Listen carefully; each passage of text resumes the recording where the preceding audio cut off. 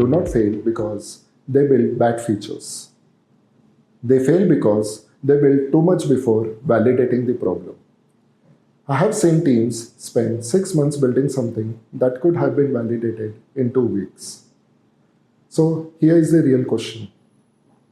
How do you define the right MVP for a feature? Let us break it down. Hello, I'm Pankaj. I work as a product manager and I spend a lot of time thinking about how products should be built, tested, and validated in real world. In this video, I want to walk through a practical way to define an MVP for any product feature without over-engineering it. Step 1. Start with the problem, not the feature. The first mistake team make is starting with the feature idea. Instead, start with the problem statement. Ask yourself 3 simple questions. What problem are we solving? Who is exactly facing this problem? How frequently this problem occurs?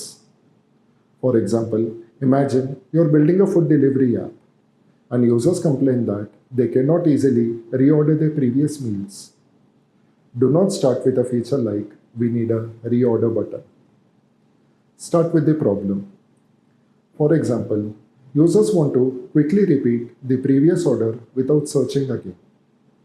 Your MVP should solve the problem, not just implement a feature idea. Step 2. Identify the core value. The next step is identifying the core value the feature delivers.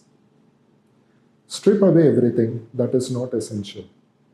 Ask this question.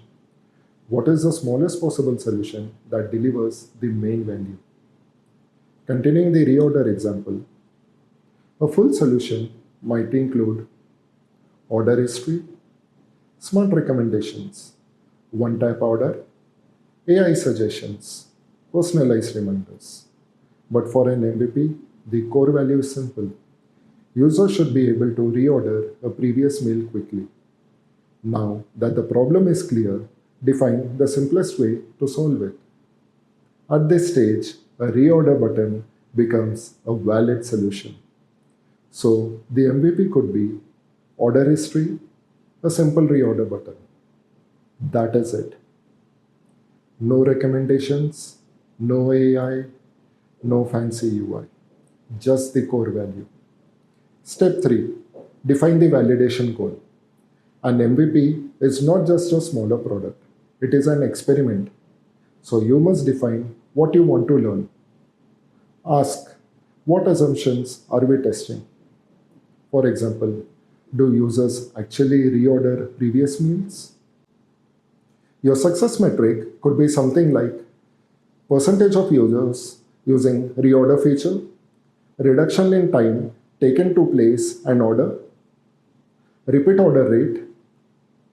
If you do not define the learning goal, you're not building an MVP. You're just shipping a smaller feature. Step 4. Remove everything that is nice to have. This is the hardest step. Most teams keep adding things because they want to build the feature to feel complete. But MVPs are not about completeness. They are about learning fast. Remove anything that does not help validate the core assumption. Things like advanced filters, animation, complex personalization, perfect UI. Those things can come later. Speed of learning matters more than polish in MVP stage. Step 5. Ship, measure, learn. Once the MVP is defined, ship it quickly to a control user segment. Observe real behavior. Look at the data. Talk to the users. Understand what worked and what did not. 3 things can happen. Users love it, then you can expand the feature. Users ignore it, then the problem might not be important. Users struggle with it, then you can improve the design. That is the purpose of an MVP. Learning before investing heavily. Many product teams think MVP is about building a smaller product. But in reality, MVP means building the smallest experiment that validates the value of a feature. So here is something that I'm curious about. What is the common mistake you see teams make when defining an MVP? I would love to hear your thoughts in the comments below. Thank you.